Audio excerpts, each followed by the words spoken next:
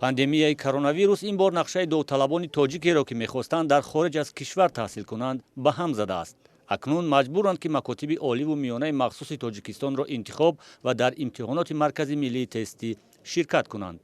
бо назардошти ин мушкили довталабон маркази миллии тестӣ сабтином ва ё муҳлати ба қайдгирии довталабон ба имтиҳоноти мактабҳои миёнаи махсус ва олии тоҷикистонро аз 16 то 30 апрел тамдид кард.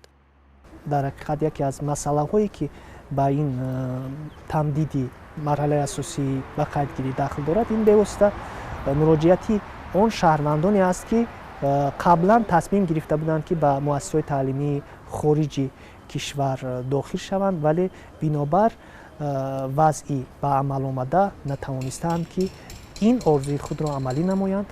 дар баробари довталабони эҳтимолӣ ба мактабҳои олии хориҷӣ шумораи зиёди довталабон ба мактабҳои оливу миёнаи касбии тоҷикистон дар нуқтаҳои ба қайдгирӣ навбатпоӣ мекарданд.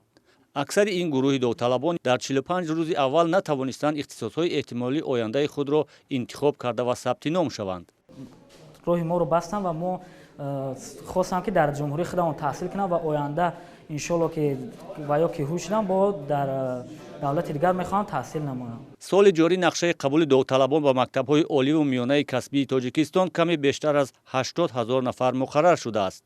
то рӯзи 14 апрел 87 000 нафар дар маркази миллии тестӣ ба сифати довталаб сабтином шуданд. ҳоло ихтисосҳои серхаридор гурӯҳи ихтисосҳои тиб, биология, варзиш, филология, педагогика ва санъат ба шумор меравад ки ба ин гурӯҳи ихтисосҳо аз ҳудуди 13 то 40% бештар аз нақша ҳуҷҷат спориданд.